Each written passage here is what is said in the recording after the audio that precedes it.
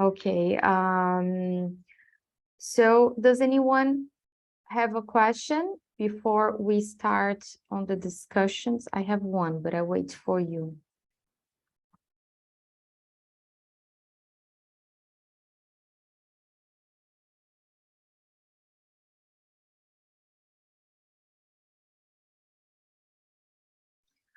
Barbara, so the aim of the meeting is that we point out best practices on these LTERs and other sites around the world.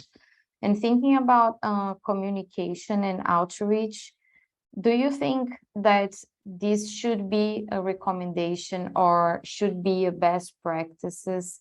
And if you can be very specific on that, like, for instance, is there one communication mean or one of the frameworks that works better for you?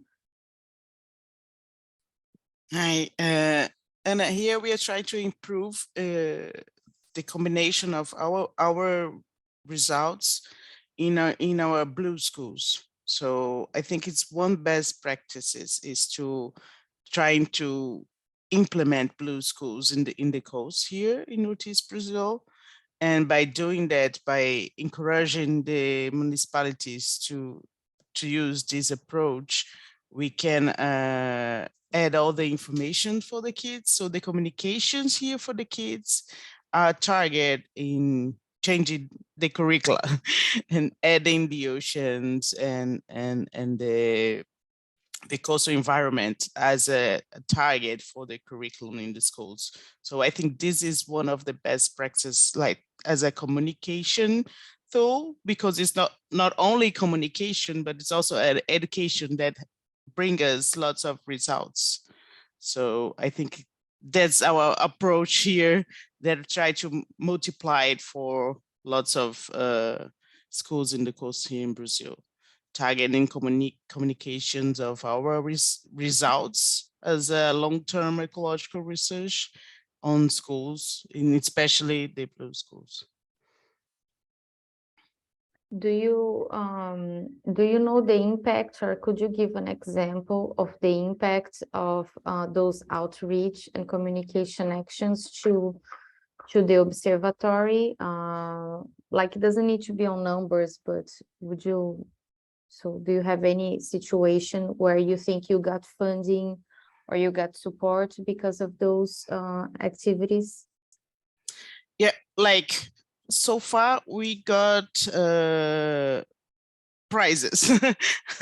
For instance, we applied for UNESCO and Net Geo programs showing the results of our educations in the schools using Mara Vista animation. So we got prizes, and this is a good thing because we got money to start and get and sharing more information about our long-term ecological program. But we are just starting to get those numbers, and we need the, how can I say, like the public, the city halls that we work with to implement those blue schools here. So that's a key that we are starting to, as I said, like it's important for us to have this triad. So we do work with the municipalities here in the marine protected area to implement those schools, and then we go there as a partners and share the informations and implement for the kids these educational programs, but also as I said, we're starting to work with the citizen science programs to get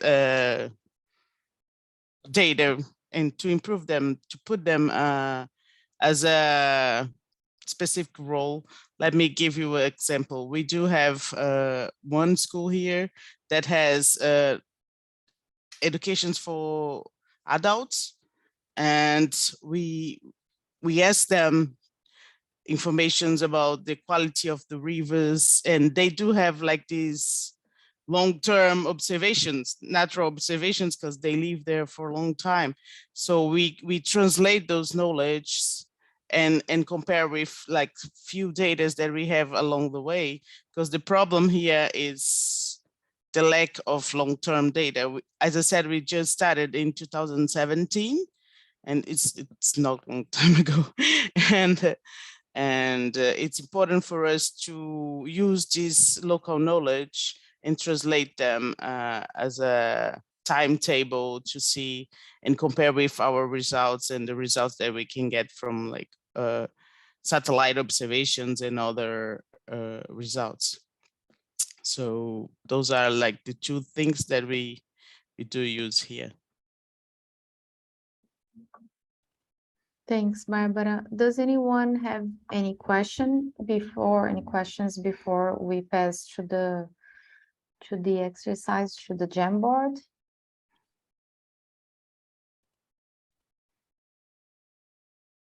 I have a question to maybe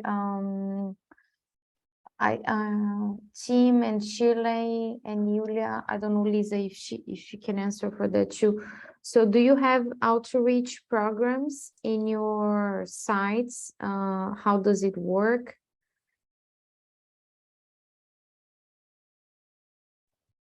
Yes, we do. I used to be very involved with WWF and in South Africa before I got this position. But at SAON, we actually have a whole education outreach group of people that specifically the scientists has to help them, and they go to the schools and interact with the schools, and a lot of times we will give talks or information, but there's a dedicated group of people that does the education. So that they interact between the scientists and the scholars or the public. So we're very fortunate that as scientists we do go out a lot and give talks or take the children to the beach or rocky shores to be the scientist on board. But it is facilitated by this group of so every node and our main office has at least one person that's job it is to actually do this and to interact with the children and to organize all this. And a lot of the money then also comes from a different governmental body, SASTA, which is for education specifically. So it is still developing. It is at the beginning, but to give you an example of the importance, how they see the importance here in South Africa, just like Barbara says, I think with all this work done, the marine system is now getting incorporated in the school curriculum, not for all the grades, but for some of the grades at least. So they're starting to get that right, because it's always just been terrestrial. All the examples were always terrestrial, or even European samples, not even South African or African samples. So that is changing rapidly now.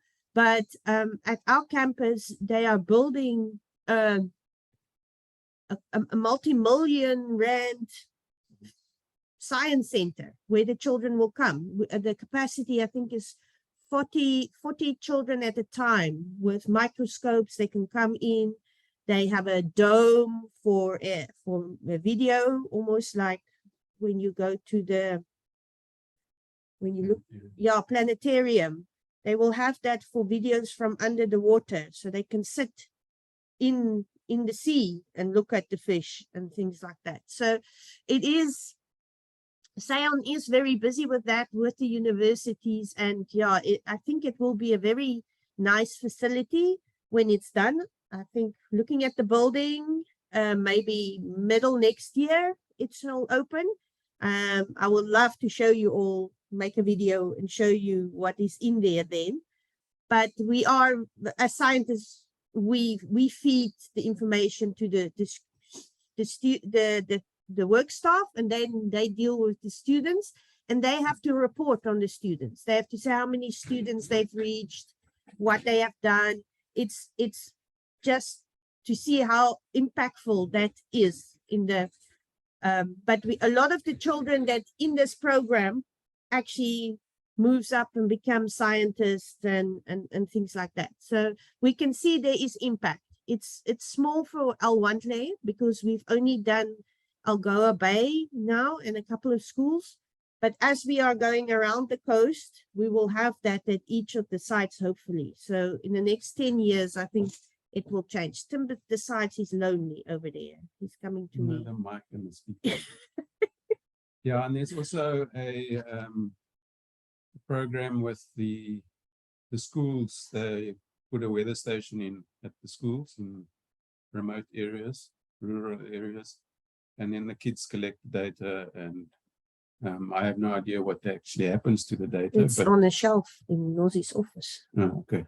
So it's But there. yeah, they get hands-on experience, you know, working, collecting the data, analyzing the data, QA, QC type stuff.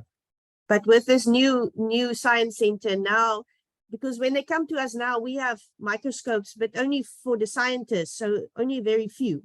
And everybody wants to look and everybody wants to participate. So now we hope to give every child that visits can use the equipment and hands-on. So hopefully the impact is more.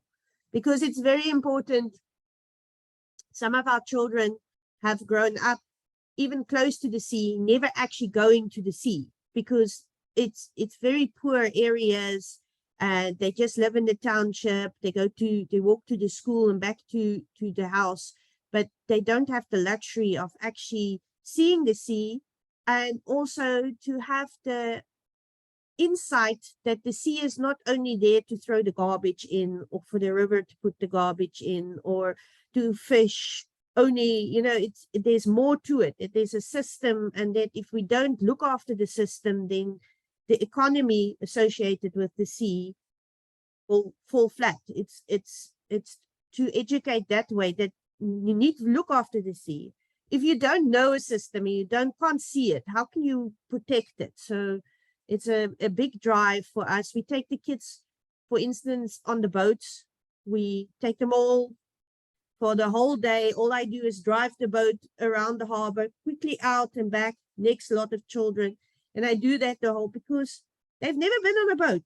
They don't know what it's like. They've never seen the inside of the harbor even, and you can imagine it's screaming and it's chaos. When it happens, it's chaos. We just make sure they all have life jackets on and they sit still, but it's an experience that stays with them for a very, very long time. So the scientists do go and help with all these projects, but at least we have one person that drives it the whole time and say, Shirley, you need to do a talk again. Shirley, you need to drive the boat. So we're very fortunate in that way. Yeah. Thanks, Shirley, for sharing that. I took some notes here while you were speaking. I think it's a consensus for a long time that education outreach involving children is the best practices for any of the observatories.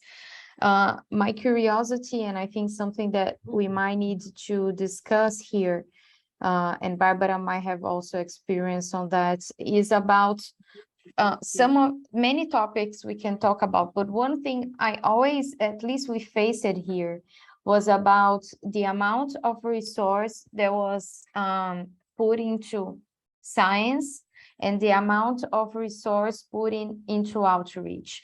So how it is in your sides, and for instance here, we didn't have money we had a very little amount of money to do communication and outreach by the manager, like the coordinator of the site. And everything that we had to do, or we have to do, we needed to search for extra money. So we see this isn't a priority.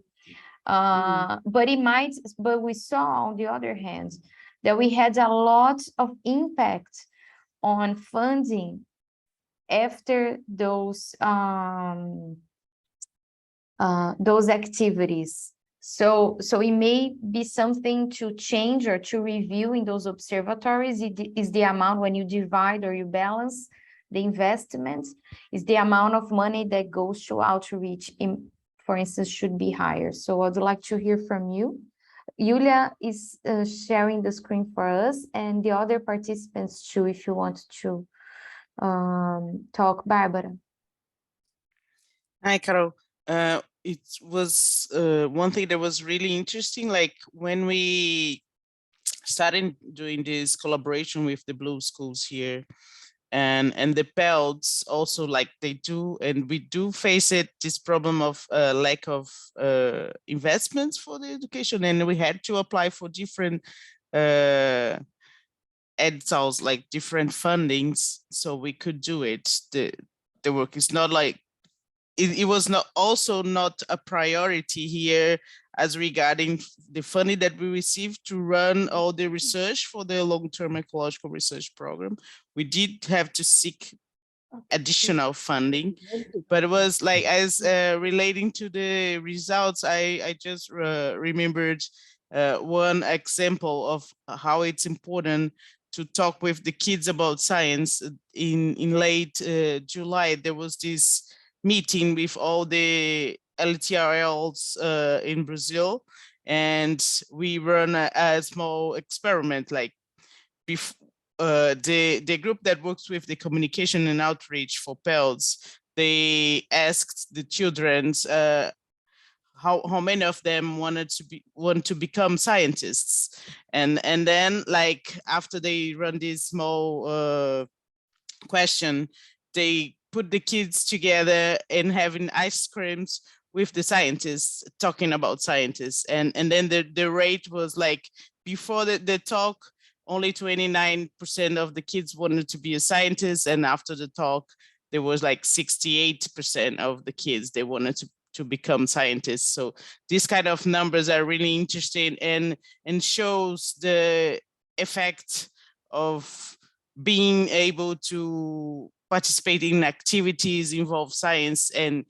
to improve their curiosities and running experiments. Like, we do have like this lack of funding to have a place with a lot of microscopes and aquariums around here. So we have to bring all you can in collaboration with the schools already. So just to add this other information about the results of the outreach.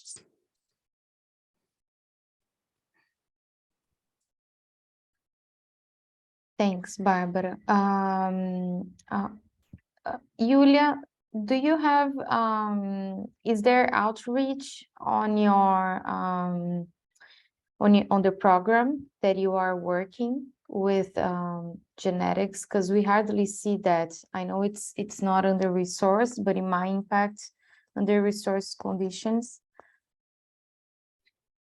Well, it's at the moment, it's not a specific project on its own, but we do have certain activities. One of it is that we're in contact with a master program with master students, and we are trying to communicate to them the research that we are doing and how important environmental and biological monitoring is. And then from this pool of students, we have master thesis and collaborations in this project. And then we have the basic outreach activities from our websites, communication with researchers, but this is like the very basic thing. And the other thing that we are doing is we are planning to do workshops to, let's say, teach students, but not pupils, not in the schools, but in the university, how to use the data and the products, and what capacity they have with this data, with this observatory data. Yeah, and then the other thing is that there is a different project that includes ocean literacy, and we're trying to include part of our observatory in there, so to produce guidelines that help ocean literacy that then will address schools.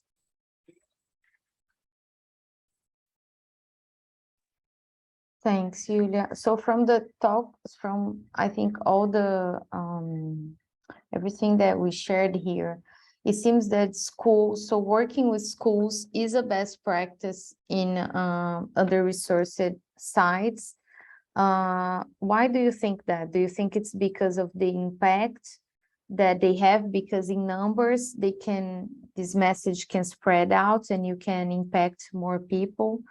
Or maybe because another day we were talking about that here, because they already have a structure that works very well, like all the schools and the teacher, they have an organization with the knowledge of spreading the knowledge that we know we don't have in other sites.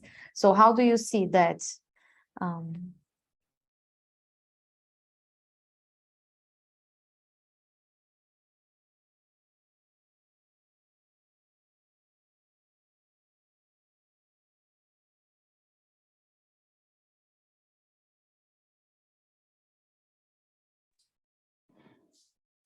So here we also like, by working with schools, we have two different kind of programs. Like we do have all the activities involved the kids, but we also have the formation for the teachers.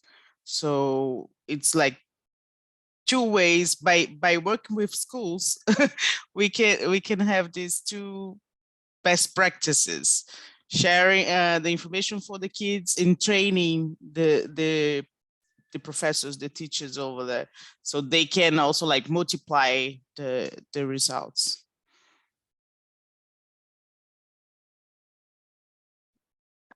Yeah, that's one good thing, Barbara, that I haven't thought about multiplication also in different sources. So being general on best practices, thinking about capacity building and outreach. So what are the challenges, if we think what is hard for us to find when communicating our science? What is the main challenge you face? Translate translate the scientific translate the scientific knowledge the way, like we are not talking with our peers. We need to have easy language, and it's an exercise that here we were training to be a scientist and then like to translate that for kids and for society in general it's a really important thing, a practice that must be shared and learned by everybody. I think it was one of the big challenges. Like just to give an example, we did have this terrible disaster with oil spill. It was like a catastrophe around here, and how we could translate these impacts in an easy way for kids to understand. That was important. That was an exercise that would say, okay, so how are we gonna do and talk to the kids in the schools that this disaster that we still don't have any, how can I say, answers for them. How can we show to them and talk to them about the impact of those oil in the coast, on the reefs and the mangroves? So to translate this information in a language that was like impacting them, as like to showing them that was not a good thing, but also not scaring them of everything. So this translation of what we got as a result to the language for the kids in the schools was a powerful exercise that we had to face it in here.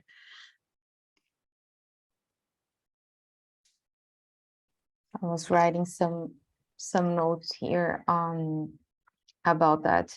Another thing that it comes to my mind is the use of TV. So Team Shirley, I don't know how much TV impacts at your sites in order of like other technologies. Do people watch a lot of TV? Because here in Brazil, TV is like a big thing. people like like more than even other countries, you know. So people, TV and radio also. So how it is, and I remember we talking about like having radio programs on like current regular radio stations once, and then people told me, like, I remember I was in the US and they said, no, but nobody listens to radio, and I said, but yeah, but here in Brazil everyone. So I would like to hear from you how it is, this different.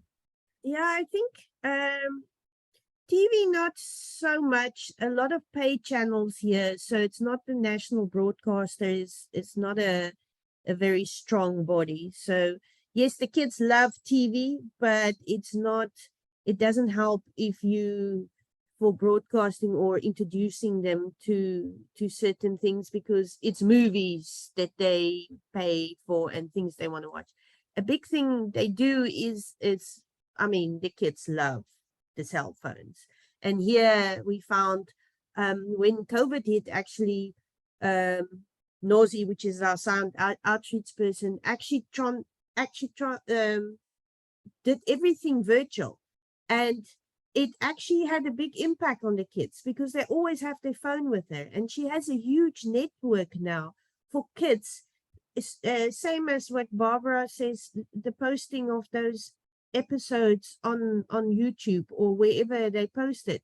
That's what the kids, they all know these things. That has a big impact, I think, for children. It's really just the older people that would still watch the national broadcaster or something, or the radio. But the young kids, it's all internet. And yeah, I mean, they watch Netflix or whatever those sort of paid channels are. But I think the impact comes with the YouTube and also just having communication groups that they all belong to ask questions. I, for instance, if everybody sort of know in PE, for instance, if they find an animal on the beach, they never phone me. I get a picture on WhatsApp. What's this? What's this? And it's all via WhatsApp, you know. So that's a big thing for the kids here. I think it's those type of electronic connections, but not so much the radio. They all walk with earphones in, but it's not the radio. It's whatever music is downloaded on their phone. The phone is the big thing. If you can crack the phone, then you can get to them. But otherwise, yeah, no, it's not the old days where we have the radio on and we listen to the news and somebody talks. The kids in South Africa, it's all just internet. Yeah, our outreach do address that and put them all together. I can give you an example, for instance, and this is not necessarily a biological example, but we do have them. But say there's a test. The kids all, we have Olympiads, or it's not part of the school, it's sort of external, and the kids see how good they are. The education, the workshop, everything is made for the phone. So the kids walk around. I tell them to pick give the food to the bunnies. They walk with the earphones in and they listen to the lecture and they compete on the phone. Did you write the test? Yeah, on the phone. So the phones are important. Yeah, not so much broadcasting or the radio stations. I'll let Barbara do here. Yeah, here open is something that you notice. Also, open TV is a big thing. We have very big and good open TV stations. So probably that's why we have the impact. But cracking the cell phone was a great suggestion. I put here.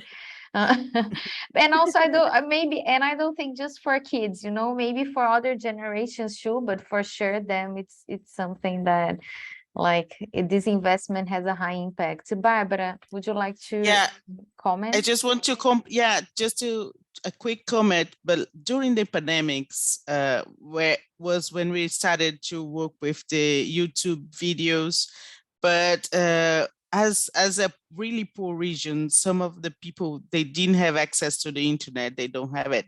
So one strategy was actually using the TV. So we shared the videos with the local state TV's educational channels, so they could broadcast, because the TV like everybody has a TV, and not only everybody has internet connection here, it's our reality.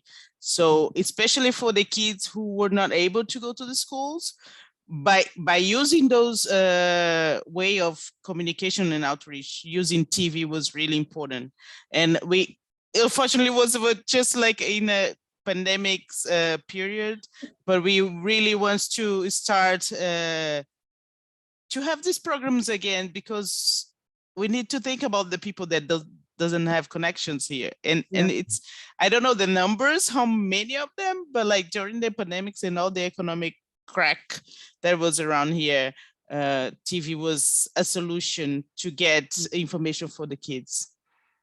And for everybody, actually, not only the kids, but young adults, and also was important. Here in South Africa, in the real rural areas, in the city like Port Elizabeth, there's a lot of, you can see from the houses, or even a poor house has a satellite dish. It's very important for them to have some entertainment.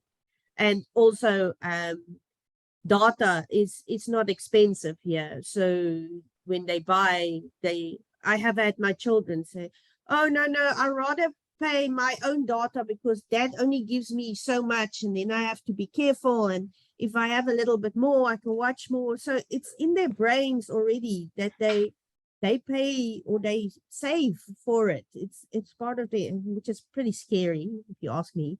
But in the rural areas we do still have TV, but yeah, we used to have good education on the TV and stuff, but we've had some major funding problems for the national broadcaster, because it's not a pay service, so it is free. It's supposed to be free, but the pay services have taken over, and basically the national broadcaster has imploded. There's very little really on there anymore. I can't tell you when last I actually put the TV on to watch our normal TV 1, 2, and 3, and ETV. Those are the channels. We only have 4. But I know that on the rural areas, if they have a TV, they will still watch those. And then there is normally in the daytime, there is these educational channels that can play but we haven't actually done that. And it's actually a very good idea to make that available free of charge then to those broadcasters, where they can fill up their time, and it's good for us. So it's a very good point that is ingenious, actually. Thank you, Papa. Julia, will call you. One thing, Shirley, that we see here is the impact on the news. So since most of the people watch the TV news every day, like in certain times, when you put, like, even us, like, it can happen anything. So this contact with the press has a high impact. I live in the capital of the state, Vitória. Vitória is not a big capital. And here we have a great contact with the press. Anything that happens, they call us and they tell us to be on TV. And you know, the impact is like from the next day. They know, you are the person, you have a project that monitors and blah, blah, blah. So like putting that, we don't like being on TV because we hate being on TV. But we see that it's important that to be there showing the faces, because on time it's not your face that's going to be there, is the project and the observatory. So it has a high impact. Julia, would you like to share? Yes, I would like to add to this discussion the social media, because social media are very powerful these days, not just for communication but also for research. They are on their phones, and everyone now has a phone. They need, I mean, you can share a lot of things via social media. You can share audio, visual, and the user can choose if they want to play this audio or visual and use more data, or they can just read the small text and just understand and engage a little bit more. And also it's a great way because the information travels very rapidly. I can post something, for example, now in France, and this can very rapidly reach anyone in the world that they are following this whatever project. And yeah, this is very important for the new generation because this is what they are using. This is how they communicate. Also, this is how they learn things. I mean, it's becoming a tool even in schools. Universities, for sure, it's a tool for education. So it's something we should keep in mind when we are communicating and outreaching our activities. Yeah, and maybe also to add to that, I'm thinking it kind of needs people that know how to use social media, or that they have learned that. I mean, you don't have to be educated, just a little bit familiar with each social media to know what information it makes sense to share on Twitter, for example, or what it's useful to share on YouTube. Julia, it's great, great things that you mention here, because we never think about that. At least I never, about giving the option to the person to not just you know, you don't, like, sometimes we want to say everything, and you have the option if you want to open or not. So it gives to the person this empowerment of engagement. And another thing is about not being an expert, because when we produce, like, I don't know, big documentaries and things like that, you have to have an investment. Like, you can't do a really good thing without having experts and things like that.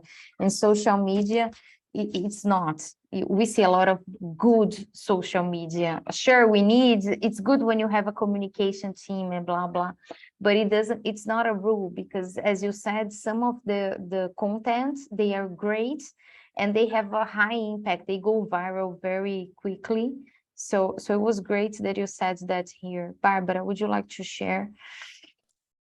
It's just like another example of like how important for us here is to have this triangle: society, science, and managers. So we don't have lots of investments for the communication, but the Marine Protect area, they do have a communication group like that has this especially communicator journalists to work with this.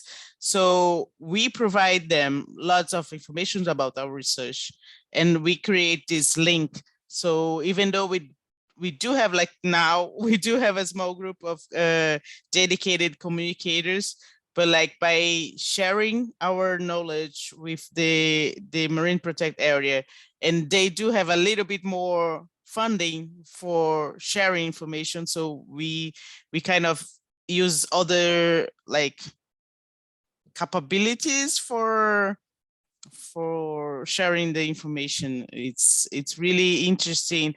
When you go to their social media, you're gonna see lots of our outreaches, like our results as a scientist working in the Environment Protect area. And it's how we learn. It's like we create this communication channel with them, and then they have the specialists in communication, and they teach us. It's really interesting. Like, so that was why we started to create these small videos for them, and then using in our own social media was really interesting to have this. It was a kind of like they trained us. They have money for paying specialists to training us to do it. So it was really interesting way to start the communication in the social media.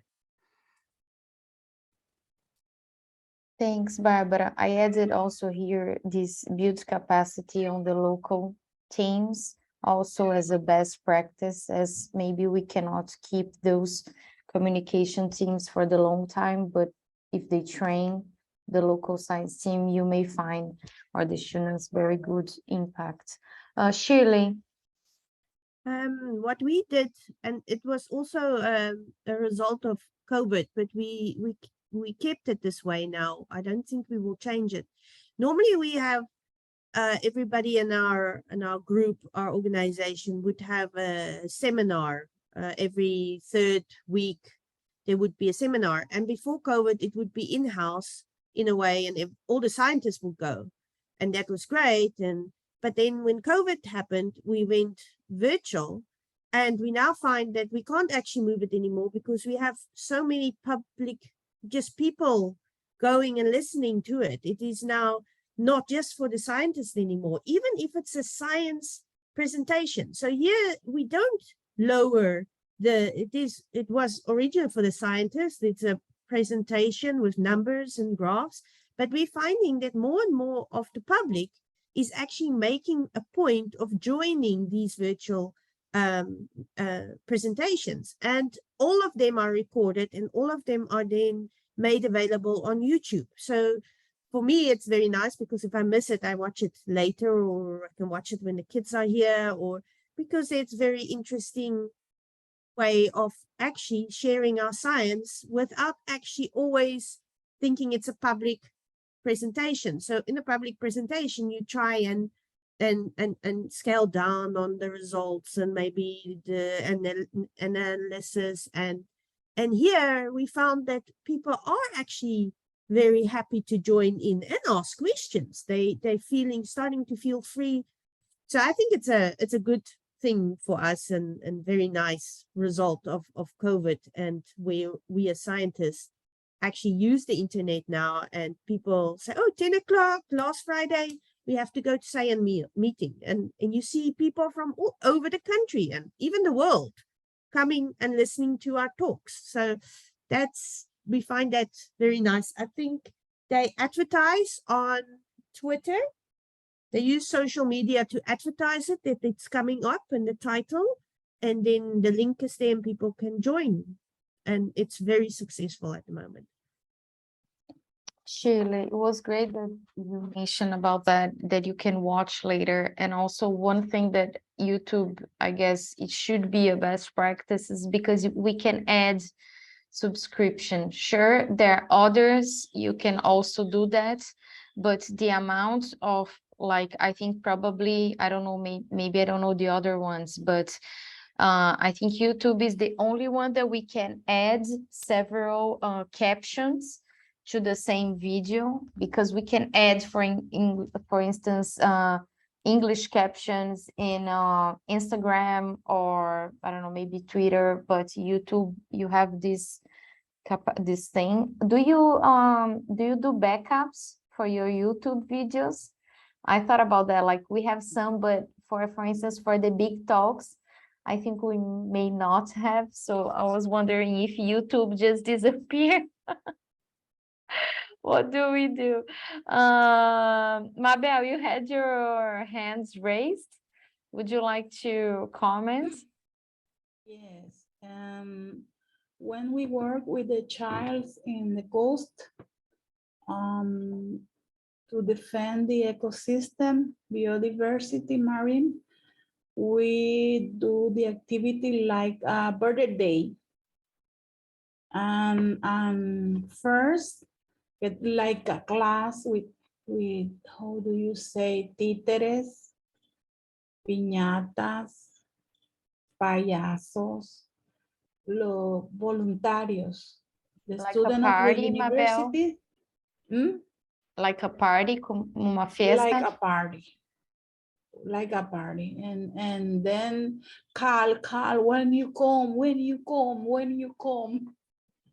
The know what the important preserve the species. So those festivals and parties, I think is something also that Just we may like add that. here as Because them having not a high have impact. them not have that technology, and many places don't have electric line, don't have internet, don't have That's why we have to create innovation. How can we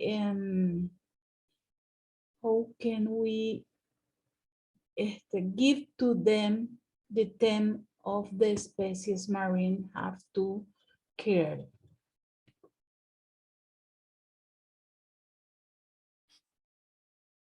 Thanks, Mabel. It was great that you mentioned about the places without energy and internet, because like we were talking about all about these tools and modern tools, but they all rely on that.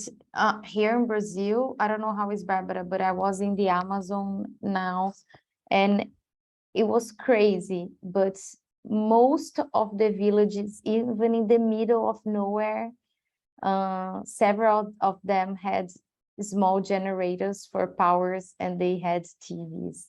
So like, but do you want to comment, Barbara?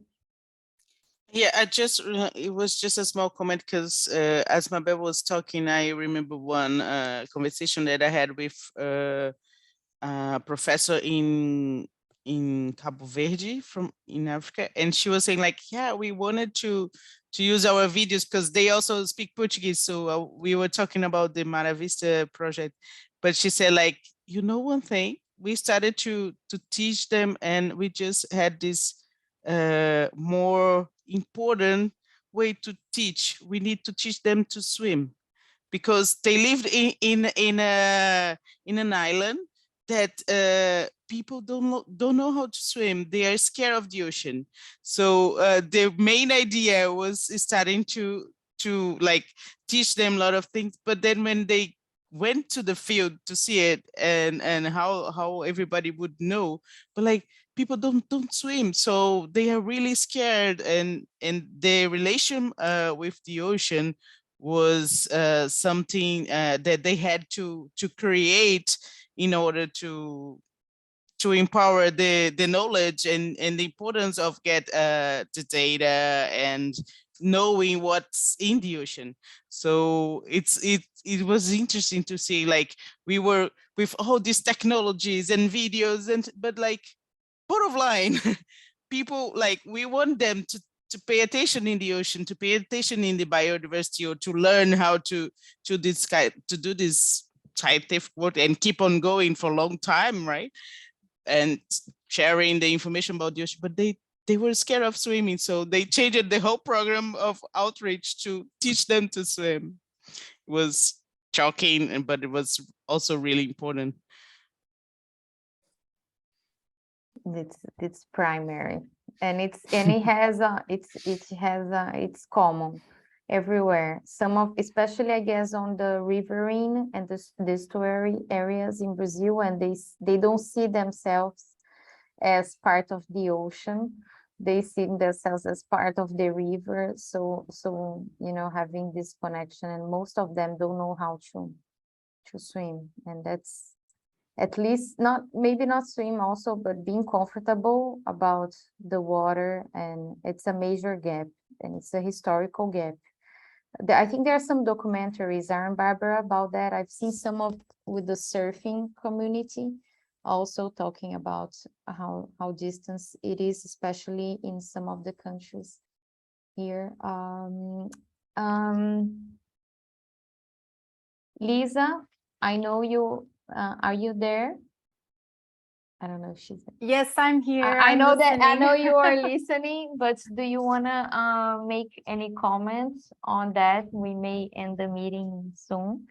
Okay, sure. Yeah, I do have a comment. Like, as this session was for capacity building, I was and it's been interesting. I'm kind of listening and doing other things too. Unfortunately, I have some deadlines today, but and I think it's great. Working with schools is very important. Ocean literacy is very important, and it's great to see that so much work is being done in this area. But I go back to maybe the more real capacity development, not on the ocean literacy side. And I think Christian had a very good suggestion on Friday about the mentorships, right? And how important that is, even in under-resourced areas, that somehow, and I think that was a great idea. And I don't know if there's an existing platform right now where I know there's Ocean Expert and there's the IOD network or whatever, but where someone in an under-resourced country might say, okay, I'm looking for a mentor in this particular field. Do you know if there's something like that? If anyone knows?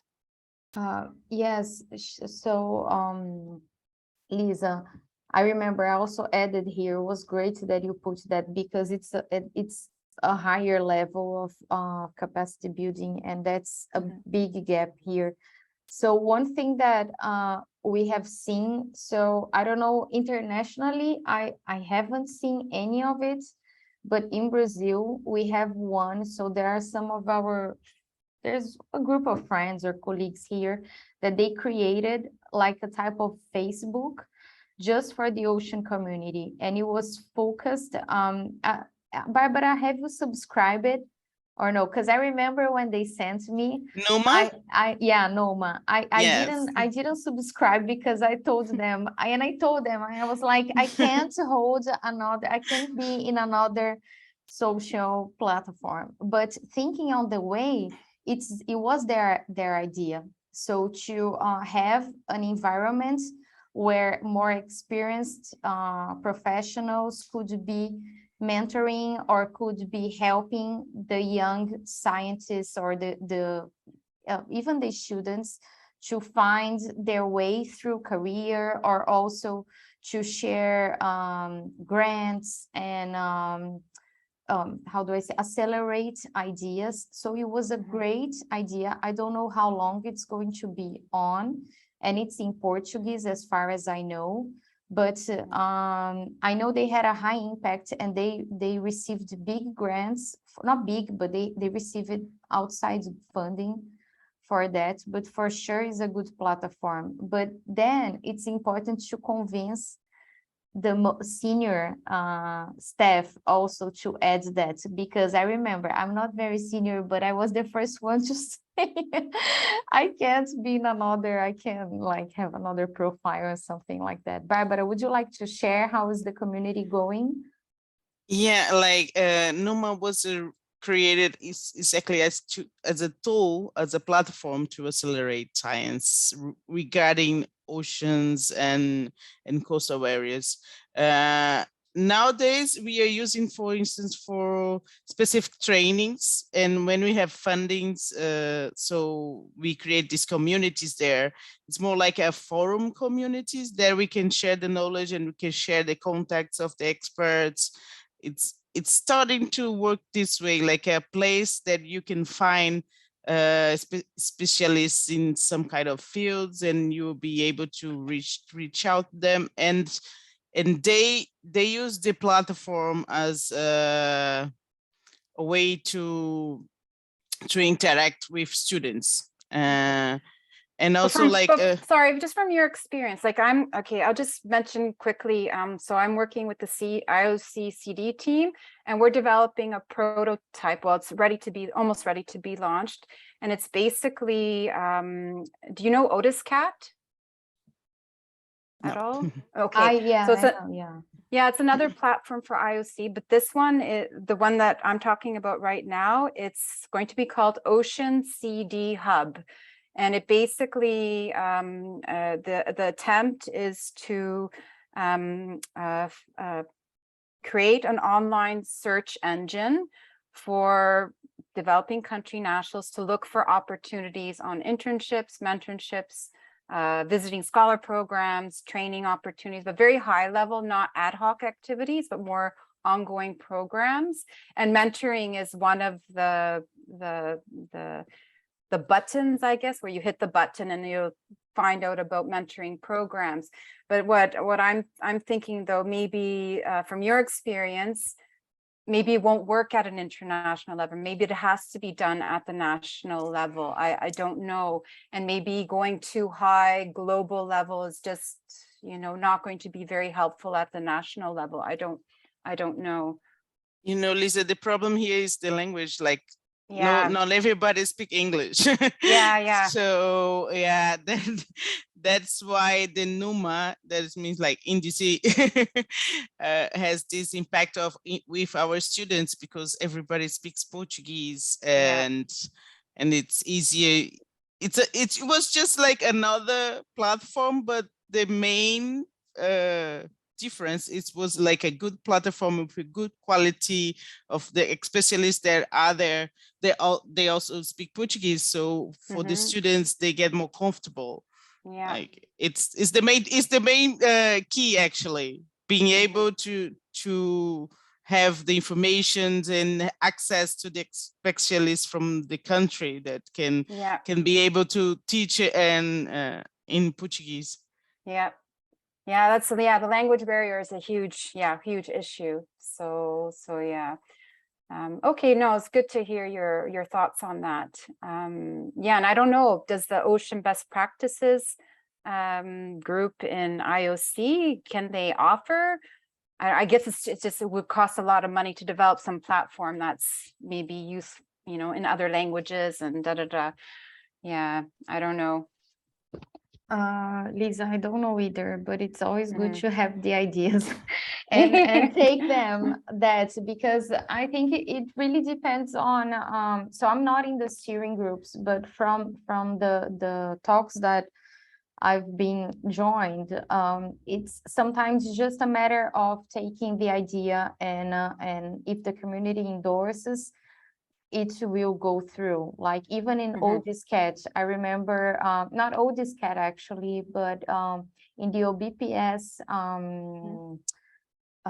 system and the repository, I remember several of the last improvements, they were added after people suggested. So for instance, now you can comment on a best practices, you can you can have this feedback, and that wasn't like that on the first time, and it came through a meeting where someone said and the community endorsed.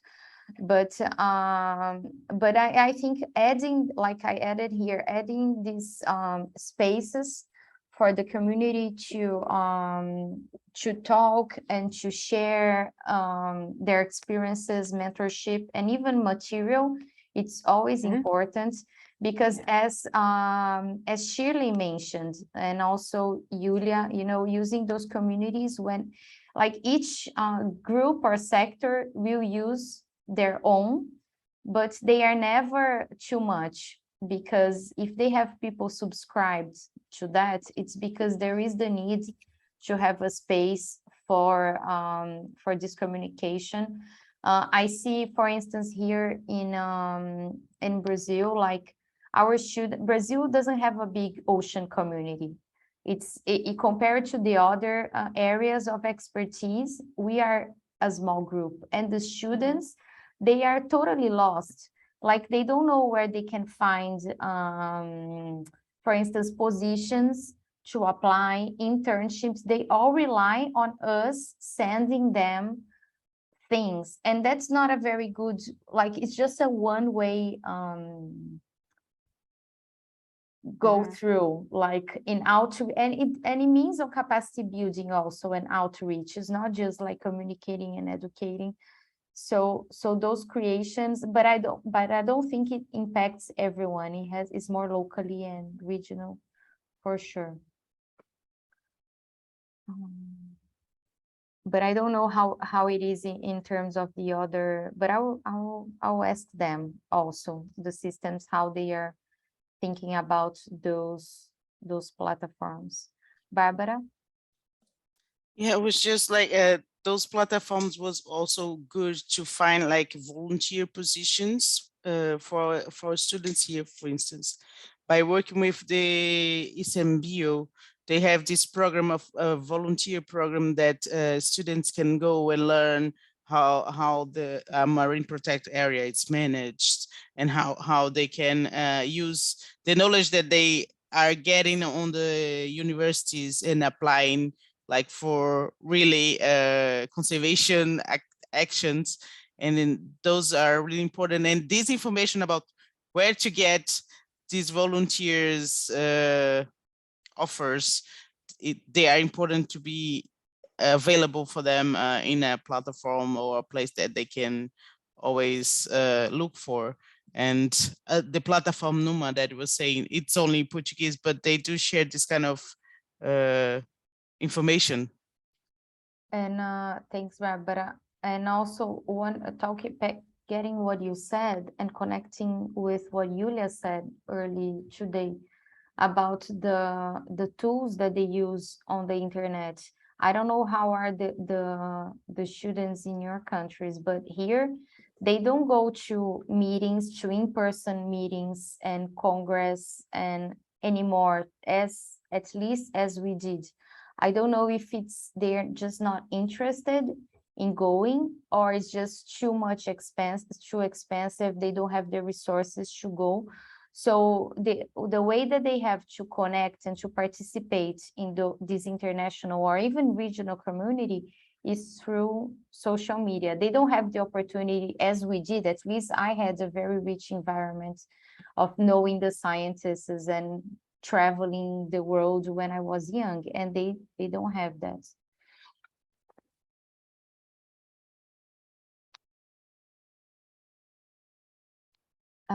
Okay, I wrote you guys here. We will need to end the meeting a little bit earlier today. I have an urgent thing here to solve, but I will leave the chat open, and tomorrow we have our last meeting talking about network. So Henrique from the MBON will be, and later today we may have also a meeting. The late meetings are being sometimes we may not do it, depends on how people are. And I would like to thank a lot everyone for being here, for like suggesting things. I know that we don't have people from many countries today, but if you want to share the documents, and I don't know, Lisa, if you were here before, Julia was not, but the OBPS suggested us maybe to take this subject along. So they really want to push this discussion on the rounds and other meetings. So we might write a paper, but I told them that I'm reluctant. I don't want just to write a paper. I want us maybe later to prepare a different material that would impact more people on this subject. And so you might hear from me probably the beginning of next year, in the end of this year, about having and discussing these issues deeper and publishing some material about that. And that's it. Does anyone want to comment before I close the room? Just thank you again for this opportunity. It's the first time that I'm here, and I was really happy to be with you guys and share a little bit of our resource program here. Thanks, Barbara. You guys are a model. You do an amazing job in the Northeast Brazil. Bye-bye. See you soon. Bye-bye. Thanks. Bye. Bye. Everybody.